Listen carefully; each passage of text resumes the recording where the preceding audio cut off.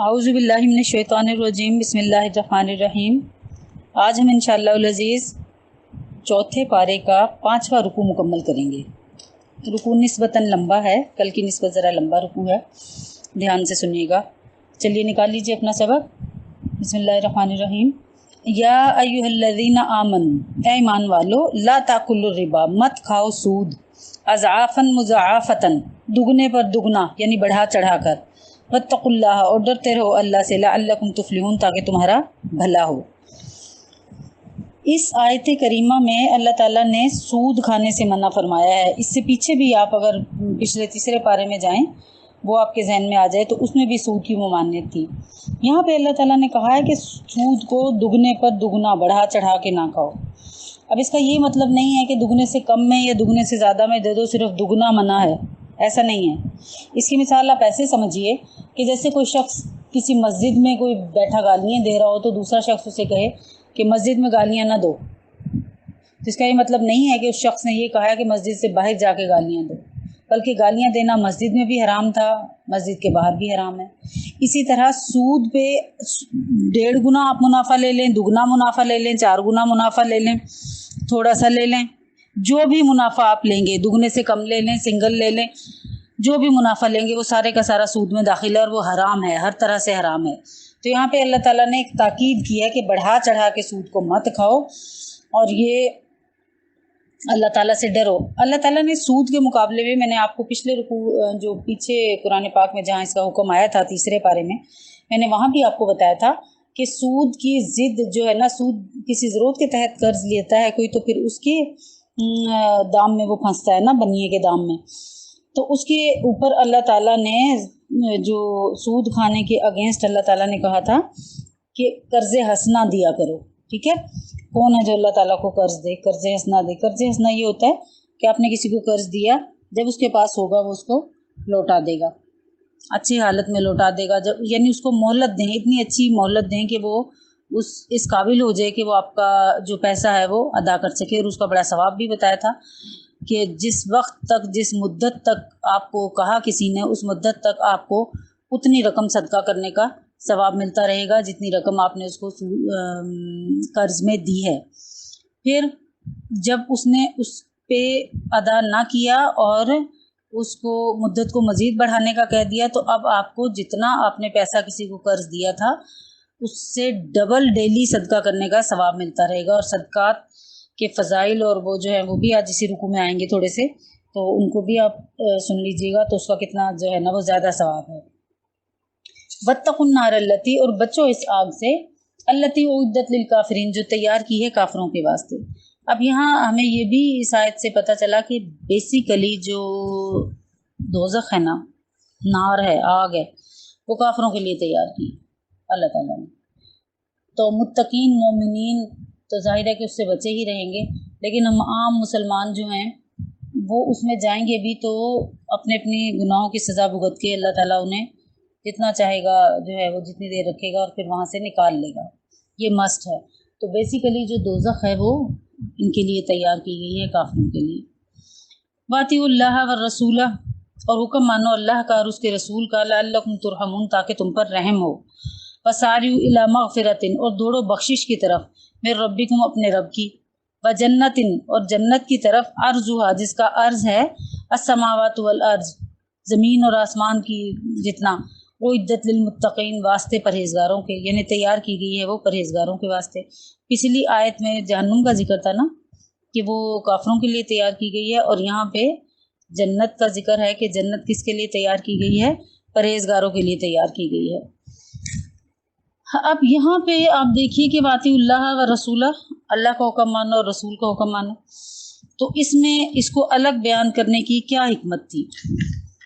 اللہ تعالیٰ نے کہا ہے کہ اے رسول کی اطاعت کرو تاکہ تم پر رحم کیا جائے۔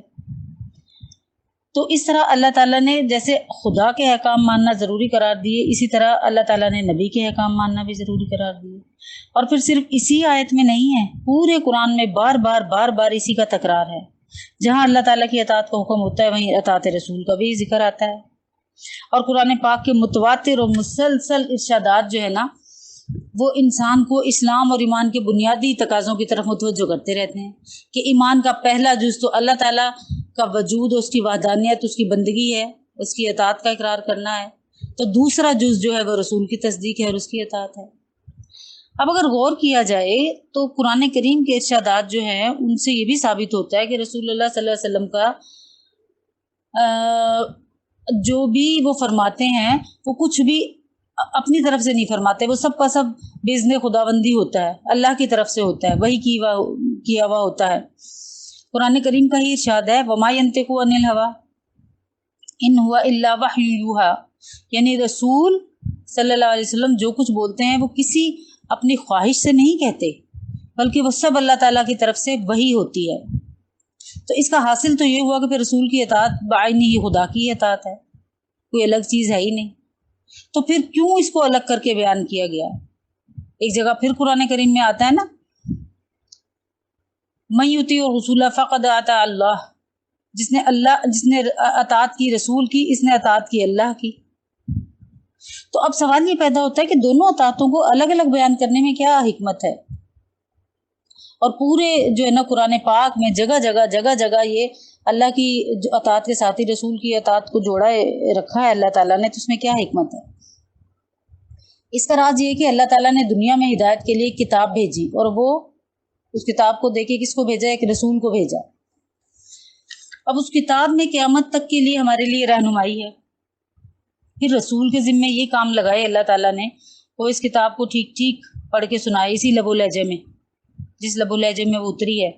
جو لب و لہجہ عربی کو اللہ تعالیٰ نے جس لب و لہجے میں اس کو اتارا ہے، یا جو لب و لہجہ اللہ تعالیٰ کو مطلوب ہے، اسی لب و لہجے میں اس کتاب کو جو ہے وہ لوگوں کو بتائے۔ پھر دوسرا کام نبی کے ذمے کیا لگایا کہ لوگوں کو ظاہری اور باطنی گندگیوں سے پاک کرے۔ پھر تیسرا کام کیا لگایا، یہ بھی آپ پیچھے پڑھ چکے ہیں کہ وہ کتاب کی تعلیم دے، حکمت کی تعلیم دے، کہ وہ اس کتاب کے مضامین کی امت کو تعلیم دیں، اس کے مقاصد کو بیان فرمائیں۔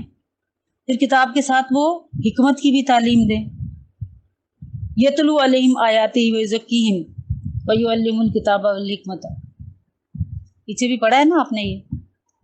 تو اب یہ رسول اللہ صلی اللہ علیہ وسلم کے فرائض منصبی میں داخل تھا کہ وہ سب کو کتاب کی تعلیم دیں، حکمت کی باتیں سکھائیں۔ اب قرآن پاک میں بے شمار مقامات پہ بہت ساری چیزیں ایسی ہیں کہ وہ پوری کی پوری اگر آپ خالی قرآن سے لینا چاہیں تو وہ آپ کو نہیں اس کی تفصیل ملے گی۔ مثال کے طور پہ قرآن پاک میں بے شمار مواقع میں آتا ہے اقیموا الصلاۃ وآتوا الزکاۃ۔ اب نماز کے معاملے میں کہیں قیام، کہیں رکوع، کہیں سجدے کا ذکر آیا بھی تو بالکل مبہم سا آیا ہے، اس کی پوری کیفیات کا ذکر نہیں ہے۔ تو رسول اللہ صلی اللہ علیہ وسلم کو جبریل امین نے خود آ کر اللہ کے حکم سے ان تمام اعمال اور ارکان کی تفصیلی صورت عملاً کر کے دکھائی، اور آپ نے اسی طرح قول و عمل کے ذریعے اس کو پھر امت کو پہنچا دیا۔ پھر اسی طرح زکوٰۃ کے بارے میں مختلف آیتیں ہیں۔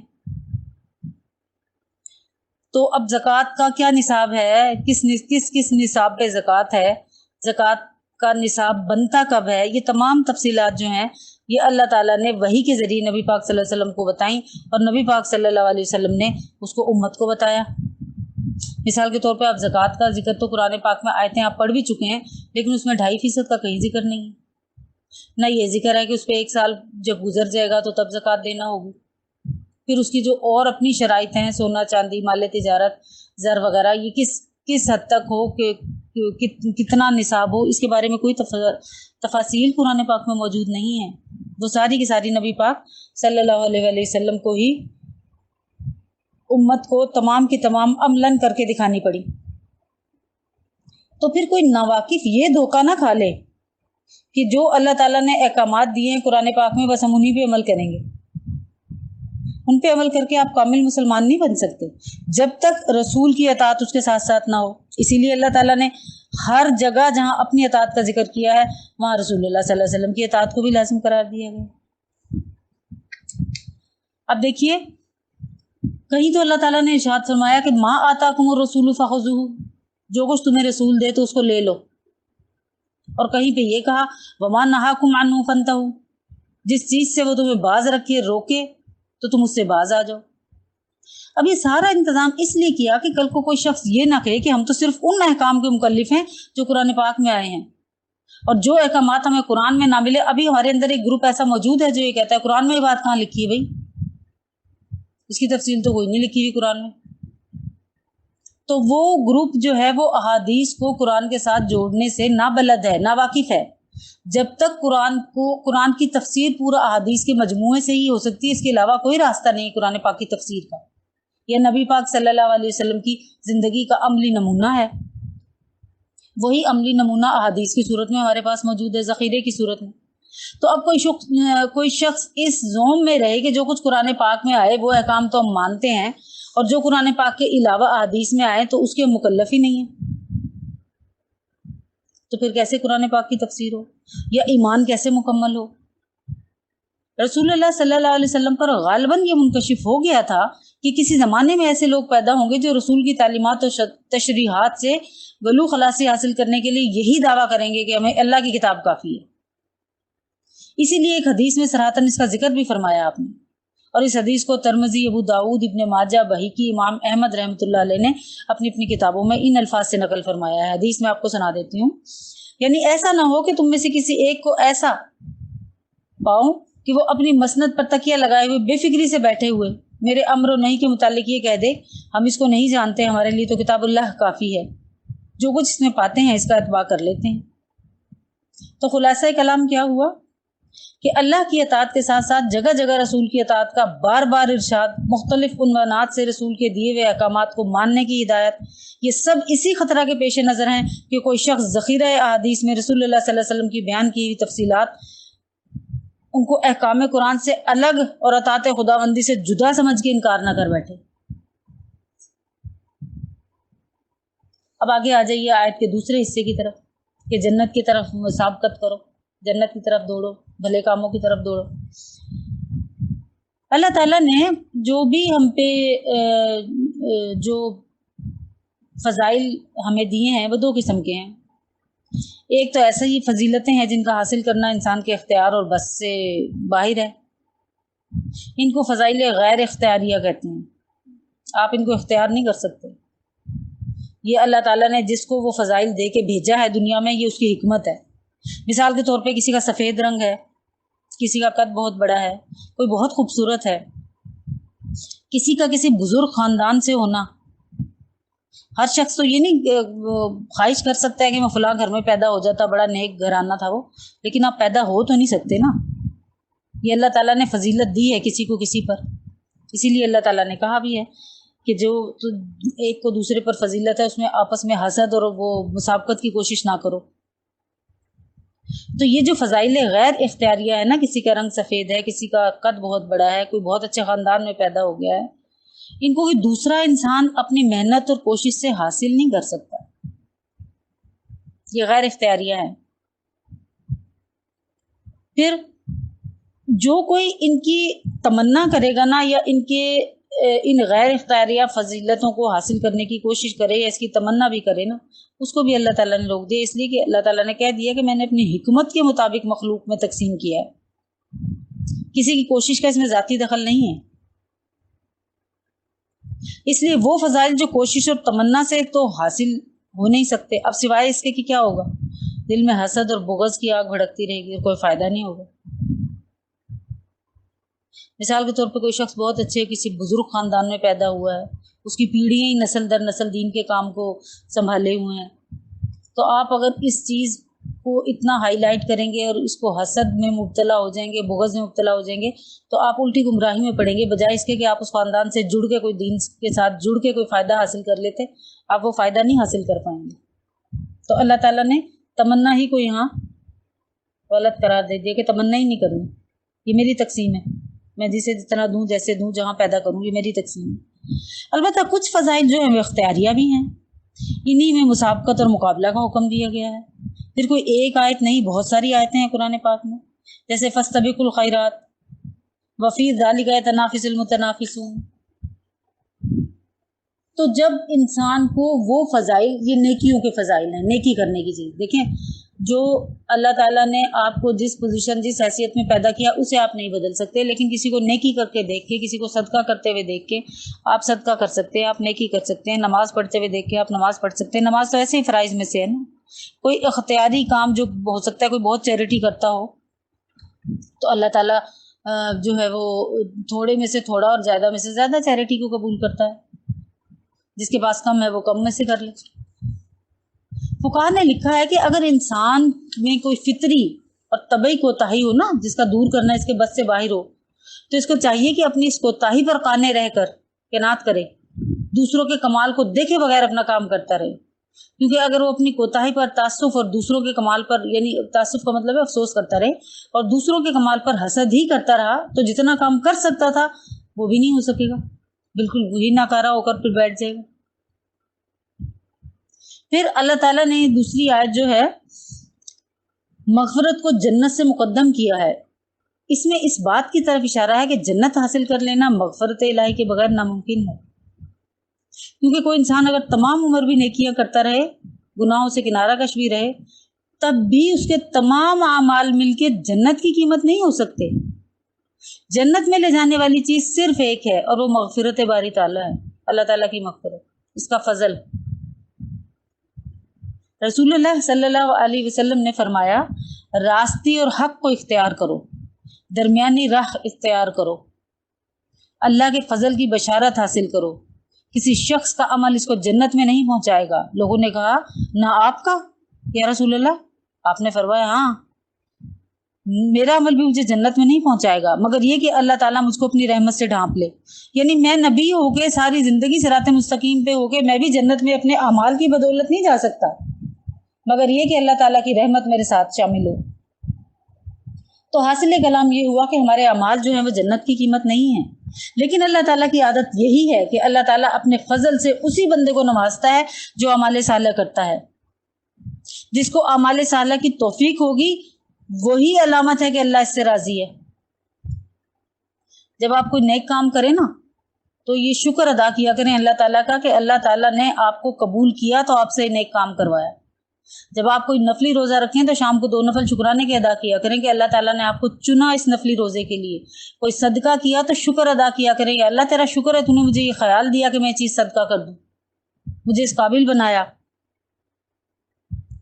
کیونکہ اعمال کی ادائیگی میں جو کبھی کوتاہی نہیں نہ کرتا اللہ تعالیٰ اس سے راضی ہوتا ہے۔ پھر ظاہر ہے جس سے اللہ تعالیٰ راضی ہے تو مغفرت الہی بھی اسی کے حصے میں ہے نا۔ تو جو جنت پہ کی طرف دوڑنے کا حکم دیا گیا نا، وہ اعمال کے حساب سے دوڑنے کا حکم دیا گیا کہ ایسے اعمال بجا لاؤ۔ پھر یہ بھی بتا دیا گیا کہ جنت میں تم جاؤ گے نہیں اعمال کی بدولت۔ اب یہاں سے کوئی شخص یہ نہ فتویٰ نکال لے کہ اپنے اعمال کی بدولت جنت میں تو جا نہیں سکتے، لہٰذا اعمال کرنے کی کوئی ضرورت ہی نہیں، اللہ میاں کو بھیجنا ہوگا ویسے ہی بھیج دے گا جنت میں۔ اللہ تعالیٰ نے خود کہا ہے اس آیت میں کہ تم کوشش کرو، سرعت اختیار کرو، جلدی کرو بڑھنے کی، وسارعوا الی مغفرۃ، دوڑو بخشش کی طرف، من ربکم، اپنے رب کی۔ تو بخشش کی طرف کیسے دوڑنا ہے؟ اللہ تعالیٰ کے بتائے ہوئے قانون کلیے، اللہ تعالیٰ کے بتائے ہوئے راستوں پہ ہی عمل کر کے آپ نے دوڑنا ہے نا، ایسے کیسے دوڑیں گے آپ؟ تو جب تک خدا کا راستہ آپ کے ہاتھ میں رہے گا تو آپ سمجھ لیں کہ خدا کی دی ہوئی ہدایت کے آپ پہ چل رہے ہیں، تو اللہ تعالیٰ کا شکر ادا کریں اور سمجھ لیں کہ اللہ آپ سے راضی ہے۔ جب آپ بھٹکتے ہیں تو اللہ تعالیٰ آپ سے ناراض ہوتا ہے، وہ آپ سے اچھے اعمال کی توفیق ہی چھین لیتا ہے۔ پھر اللہ تعالیٰ نے یہ بتایا کہ جنت کے بارے میں جو بتایا نا کہ اس کی وسعت اس قدر ہے کہ جتنا زمین اور آسمان، وہ اس لیے بتایا کہ انسان کے دماغ میں زمین اور آسمان کی وسعت سے زیادہ کوئی اور وسعت آ ہی نہیں سکتی۔ تحد نگاہ آسمان ہے، تحد نگاہ زمین ہے، ہمیں پتہ ہی نہیں کتنا آسمان ہے، نہ یہ پتہ ہے زمین کتنی ہے۔ جدھر دیکھتے ہیں زمین ہی زمین ہے، جدھر دیکھیں آسمان ہی آسمان ہے۔ اس لیے اللہ تعالیٰ نے بتایا کہ جنت بہت وسیع ہے، سارے زمین اور آسمان اس میں سما سکتے ہیں۔ اور جب کسی چیز کے عرض کا یہ حال ہو تو طول کتنا ہوگا؟ عرض آپ کو پتہ نا، آپ ساری خواتین، عرض کپڑے کا کم ہوتا ہے اور لمبائی بہت زیادہ ہوتی ہے، تو اس کی لمبائی کا تو کوئی حال ہی نہیں ہے، کوئی پتہ ہی نہیں ہے۔ عرض کی ہی اللہ تعالیٰ نے اتنی بڑی بات بتا دی کہ جتنا زمین اور آسمان کی چوڑائی ہے، تو کسی کو زمین اور آسمان کی چوڑائی نہیں پتہ، عرض ہی اتنا زیادہ ہے تو لمبائی کتنی ہوگی؟ تو اللہ تعالیٰ نے کہا ہے کہ اپنے सूरत इख्तियार करो, दौड़ो, भागो, किस चीज़ को हासिल करने के लिए? जन्नत को हासिल करने के लिए, जिसका ज़मीन और आसमान जितना अर्ज है। फिर एक बात यहाँ पे ये भी बतला दी, जन्नत का दूसरा वस्फ उद्दत लिल मुत्तकीन, ये मुत्तकी लोगों के लिए पैदा की गई है, बनाई मुसलमानों के लिए गई है, मुत्तकियों के लिए बनाई गई है, परहेजगारों के लिए बनाई गई है। अब इससे यहाँ ये भी यहाँ पे हमें मालूम हो गया कि जन्नत बहरहाल पैदा हो चुकी है, और कुरान हदीस के वाज़े इशारात से मालूम होता है कि जन्नत 7वें आसमान के ऊपर है। इस तरह ऊपर है कि 7वां आसमान इसकी ज़मीन है, यानी जन्नत का जो फर्श है वो 7वां आसमान है, और उसके ऊपर फिर जन्नत है। अल्लाह ताला हमसे ऐसे काम करवा ले कि हमें वहाँ पहुँचा दे और हमें जन्नत का हकदार बना दे और मुत्तकी लोगों में हमारा शुमार कर ले, आमीन। अल्लज़ीना युनफ़िक़ूना फ़िस्सर्राई वज़्ज़र्राई, वो जो खर्च करते हैं खुशी में और तकलीफ़ में, वल काज़िमीनल ग़ैज़ा, और दबा लेते हैं गुस्से को, वल आफ़ीना अनिन नासी, और माफ़ करते हैं लोगों को, वल्लाहु युहिब्बुल मुहसिनीन, और अल्लाह चाहता है नेकी करने वालों को। अब यहाँ पे आप देखिए कि बड़ी खूबसूरत बात अल्लाह ताला ने नेक बंदों की सोहबत और इनकी तालीम से फ़ायदा उठाने की ताकीद फरमाई है। क्यों? क्योंकि मोमिनीन और मुत्तकीन की यहाँ पे ख़ास सिफ़ात बताई है ना, उन सिफ़ात से हम उन्हें पहचानेंगे, फिर उनकी सोहबत इख्तियार करेंगे और फिर हम फ़ायदा उठाएंगे। कहीं अल्लाह ताला ने फरमाया सिरातल्लज़ीना अनअमता अलैहिम, यानी हमें कौन सा रास्ता दिखा रहा जिन पे तूने इनाम किया। कहीं पे कहा कूनू मास सादिकीन, सच्चों के साथ हो जाओ, गोया उनकी सोहबत इख्तियार करने का और उस सोहबत से फ़ायदा उठाने की तलकीन की। फिर दुनिया में हर ग्रोह के अंदर अच्छे बुरे लोग होते हैं, अच्छों के लिबास में बुरे भी उनकी जगह ले लेते हैं, इसलिए ज़रूरत थी कि मकबूल बंदों की ख़ास अलामात सिफ़ात बतलाकर समझा दिया जाए कि लोग गलत रहनुमा और मुक़्तदाओं से परहेज़ करें। फिर अल्लाह ताला ने सादिकीन मुत्तकीन की यहाँ पे पहचान भी करवा दी है कि क्या पहचान है उनकी।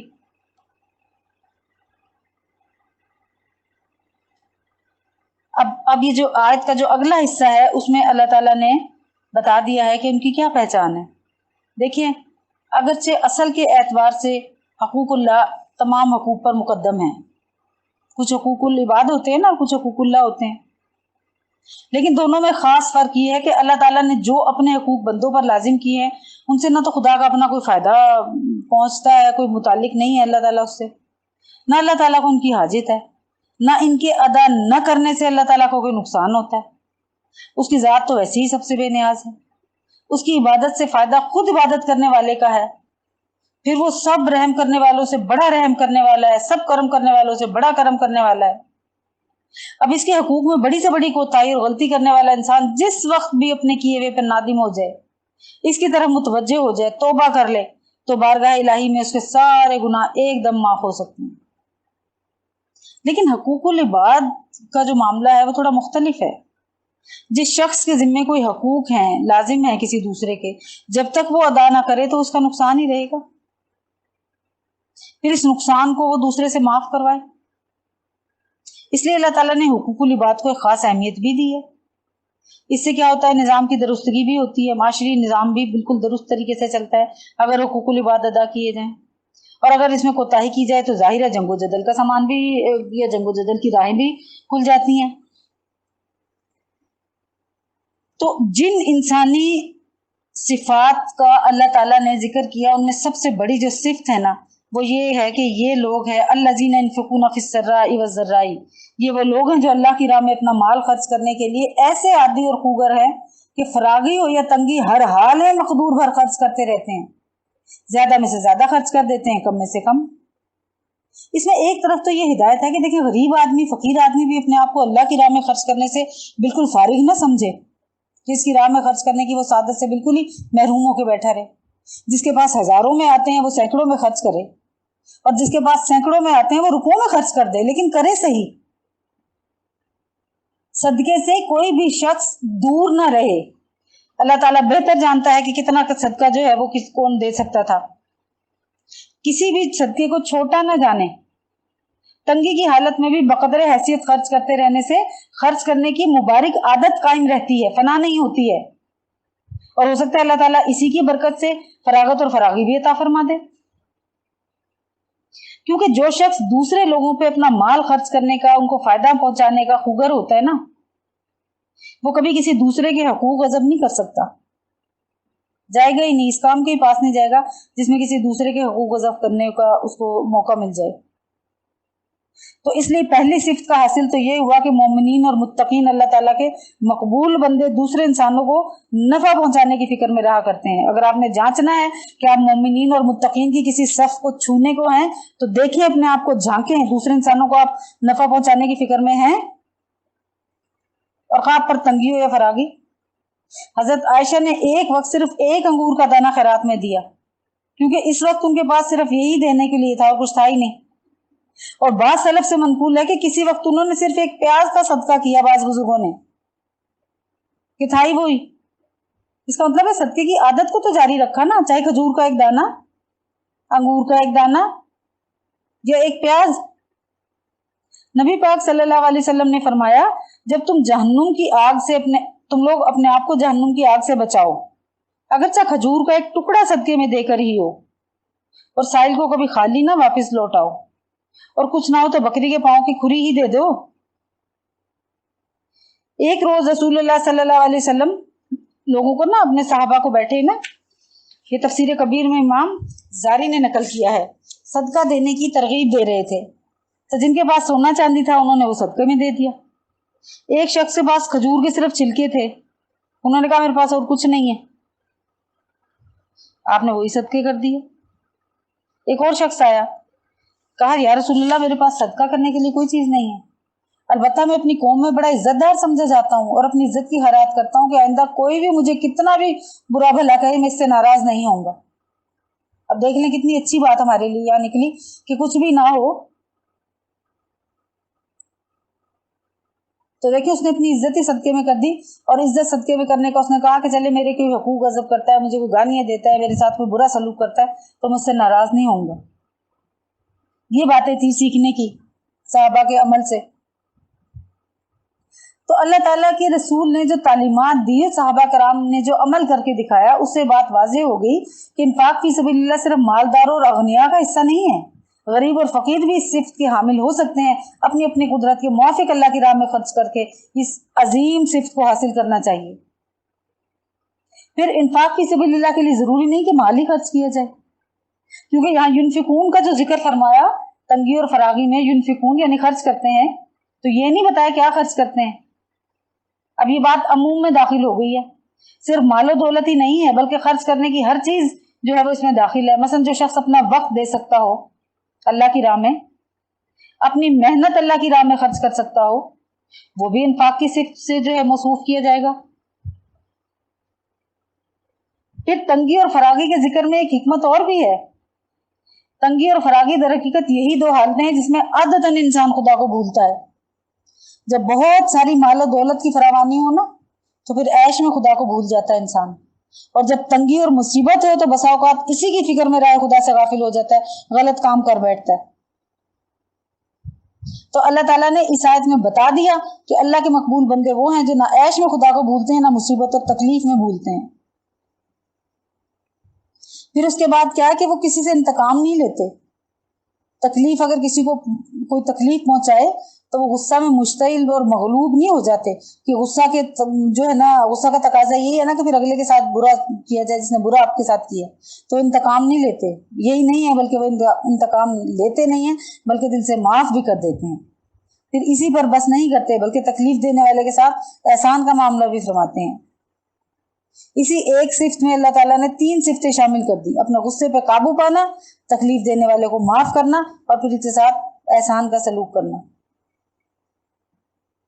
वलकाज़िमीन अलगैज़ वलआफ़ीना अनिन नास वल्लाहु युहिब्बुल मुहसिनीन, यानी जो लोग अपने गुस्से को दबा लेते हैं, लोगों का कसूर माफ कर देते हैं, अल्लाह ताला उनको एहसान करने वालों को पसंद फरमाता है। इमाम बहीक़ी रहमतुल्लाह अलैह ने इस आयत की तफसीर में एक वाक़या नकल किया है। हजरत सैयदना अली इब्ने हुसैन रज़ियल्लाहु ताला अन्हु का एक अजीब वाक़या है कि आपकी एक कनीज आपको वजू करा रही थी, अचानक पानी का बर्तन उसके हाथ से छूट के ना हजरत अली इब्ने हुसैन रज़ियल्लाहु ताला अन्हु के ऊपर गिरा, तमाम कपड़े भीग गए। गुस्सा आना एक तबई अमर था ना, कनीज को खतरा हुआ तो इसे फौरन ये आयत पढ़ी, वल काज़िमीन अल गैज़ा, یہ سنتے ہی خاندان نبوت کے اس بزرگ کا سارا غصہ ٹھنڈا ہو گیا، بلکہ خاموش ہو گئے۔ ابھی ہم پہ گر جاتا تو ہم نے پتہ نہیں کیا کیا بول دینا تھا۔ اس کے بعد کنیز نے آیت کا دوسرا جملہ والعافین عن الناس پڑھ دیا، فرمایا میں نے تجھے دل سے معاف کر دیا۔ کنیز ہوشیار تھی، اس نے اس کے بعد آیت کا تیسرا جملہ جو تھا وہ بھی مکمل کر دیا، واللہ یحب المحسنین، جس میں احسان اور حسن سلوک کی ہدایت تھی نا، وہ والا ٹوٹا بھی پڑھ ڈالا قرآن پاک کا۔ حضرت علی بن حسین رضی اللہ تعالیٰ عنہ نے سن کر فرمایا جب میں نے تجھے آزاد کر دیا۔ تو لوگوں کی خطاؤں اور غلطیوں کو معاف کر دینا انسانی اخلاق میں ایک بڑا درجہ رکھتا ہے۔ اس کا ثواب آخرت میں نہایت اعلیٰ صورت میں ملتا ہے، نہایت اعلیٰ۔ رسول اللہ صلی اللہ علیہ وسلم کا ارشاد مبارک ہے کہ قیامت کے روز جس روز اللہ تعالیٰ کی طرف سے منادی ہوگی کہ جس شخص کا اللہ تعالیٰ پر کوئی حق ہے وہ کھڑا ہو جائے، تو اس وقت وہ لوگ کھڑے ہوں گے جنہوں نے لوگوں کے ظلم و ستم کو دنیا میں معاف کیا ہوا ہوگا۔ ایک اور حدیث کا مفہوم ہے کہ جو شخص یہ چاہے کہ اس کے محلات جنت میں بہت اونچے ہوں، اس کے درجات بلند ہوں، تو اس کو چاہیے کہ جس نے اس پر ظلم کیا ہو اس کو معاف کر دے، اور جس نے اس کو کبھی کچھ نہ دیا ہو اس کو بخشش سے مراد ہدیہ، یعنی اس کو کوئی چیزیں دیتا رہے تو تحائف دیا کرے، اور جس نے اس سے ترک تعلقات کیا ہوا ہو اس سے ملنے میں پرہیز نہ کرے، یعنی جس نے رشتوں کو توڑا وہاں جا کے رشتوں کو جوڑو۔ اب آپ دیکھ لیجئے کہ اس سے زیادہ وضاحت سے اللہ تعالیٰ نے برائی کرنے والوں کے ساتھ احسان کا جو سبق دیا ہے وہ اور سبق اس سے زیادہ وضاحت سے کہاں مل سکتا ہے۔ اگر ہم اس قانون پہ عمل کریں تو ہمارے جو دشمن ہیں وہ بھی ہمارے دوستوں میں تبدیل ہو جائیں۔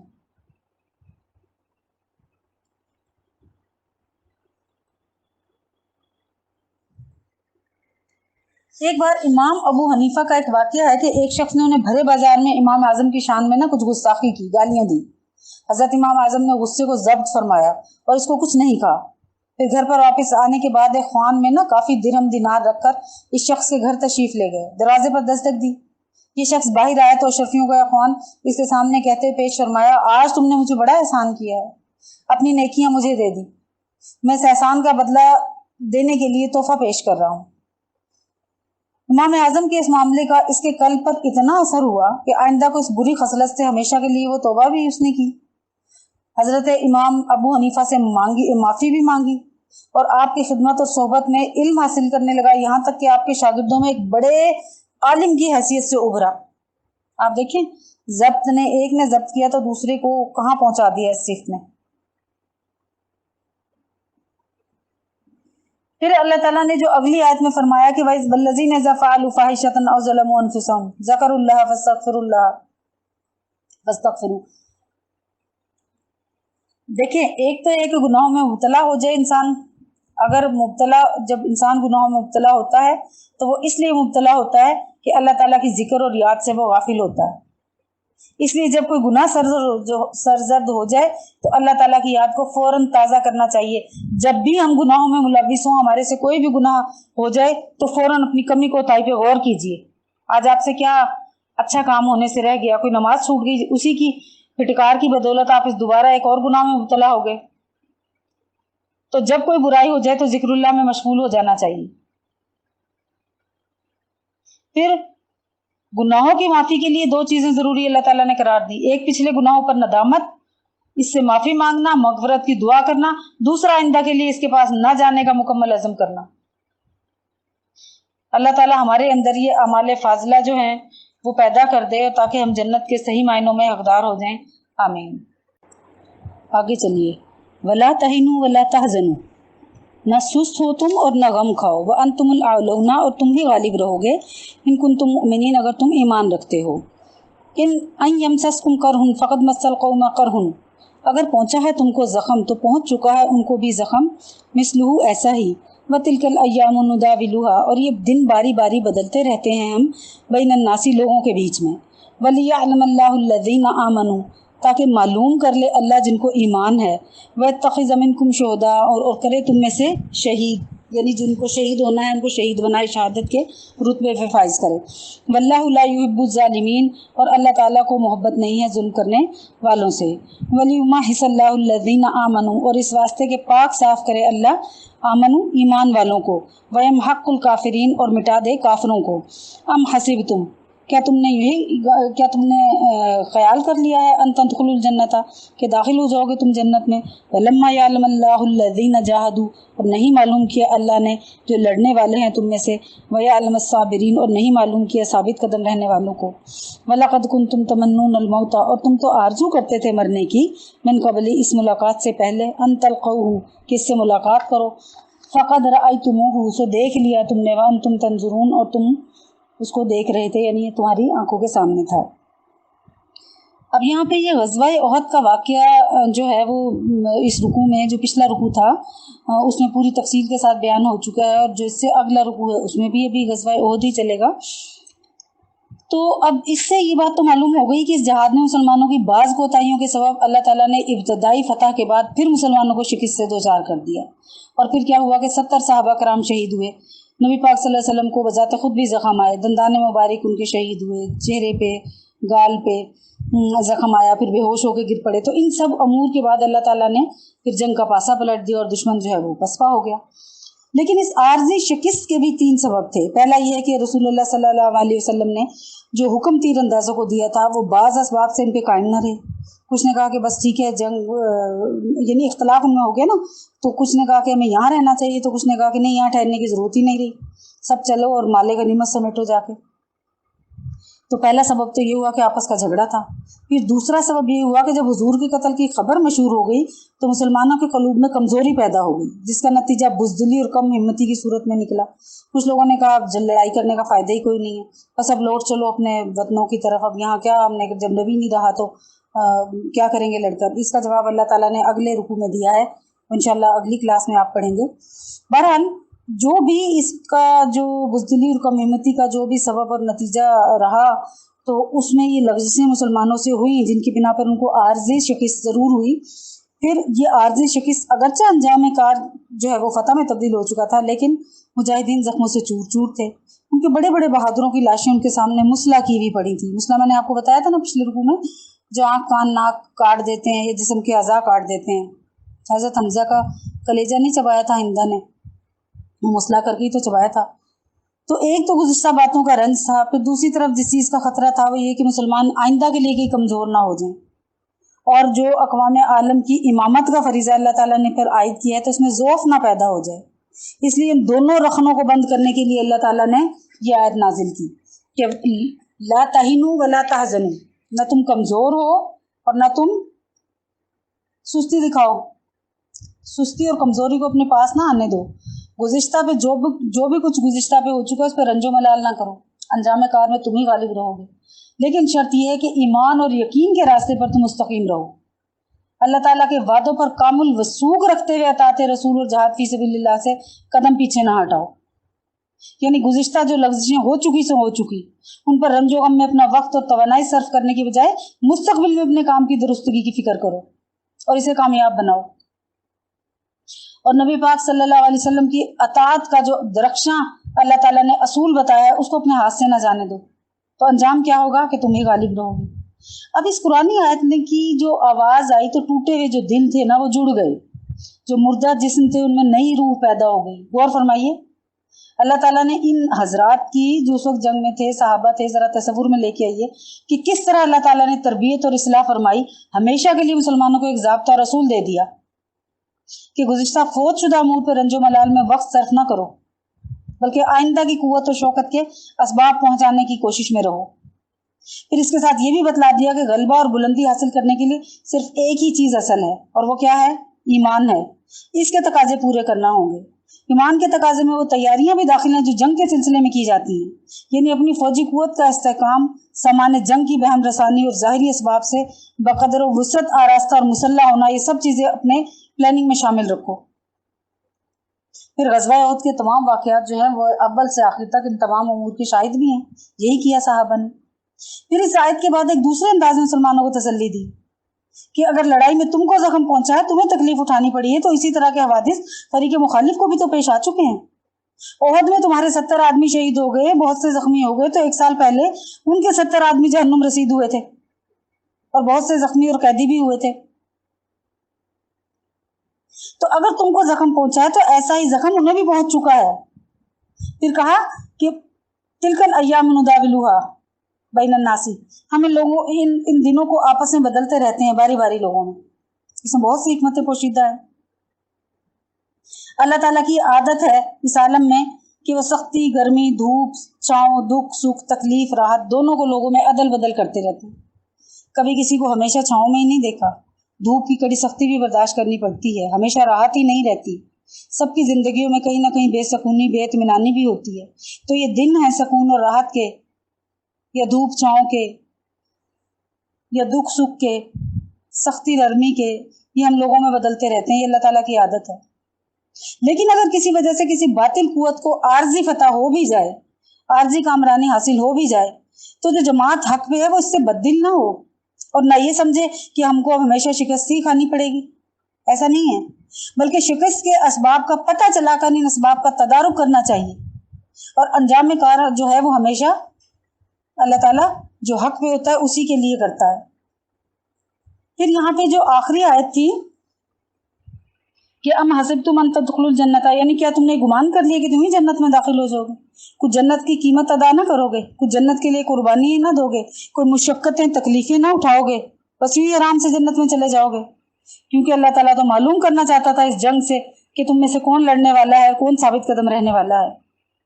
اور پھر یہ بھی کہ جو غزوہ بدر میں مسلمان شامل نہیں ہوئے تھے اور انہیں بہت جوش تھا، تو اللہ تعالیٰ انہیں کو بتا رہا ہے کہ تم تو اس سے پہلے مرنے کی آرزو کرتے تھے، تم کہتے تھے نا کہ اب نبی کے ساتھ کوئی رفاقت میں کوئی جنگ کرنی پڑ جائے تو ہم سب کچھ چھوڑ چھاڑ کے ضرور اس میں جائیں گے، اور ایسا ہوا بھی۔ صحابہ جو بدر میں شرکت نہیں کر سکے تھے، بدر کے لوگوں کے لیے اللہ تعالیٰ نے اتنے انعامات کا اعلان فرمایا تھا کہ جو بدر میں شرکت نہیں کر سکا تھا تو ان لوگوں نے بڑھ چڑھ کے اس جنگ میں حصہ لیا اور شہید ہوئے، اپنے آپ کو اللہ اور اس کے رسول کی راہ میں قربان کیا۔ تو اللہ تعالیٰ یہاں فرما رہا ہے کہ اب جب تم پہلے تو مرنے کی آرزو کر رہے تھے کہ ہم بدر میں نہیں گئے، کاش ہم وہاں شہید ہو جاتے، اور اب جب کہ تم جنگ تمہارے سامنے ہے، یہ سامان شہید ہونے کے تمہارے سامنے موجود ہیں جس کی تم تمنا کیا کرتے تھے، تو اب اس کے بعد اس کو کھلی آنکھوں سے دیکھ کے اب بھاگنے کی کہاں تمنا، اب بھاگنے کا کیا جواز۔ اللہ تعالیٰ مجھے اور آپ کو جو کچھ سنا ہے اس پر عمل کی توفیق عطا فرمائے، ہمیں کامل یقین اپنی ذات پہ اور نبی پاک صلی اللہ علیہ وسلم کے اسوہ حسنہ پہ چلنے کی توفیق عطا فرمائے، آمین۔ وآخر الدعوانا ان الحمد للہ رب العالمین۔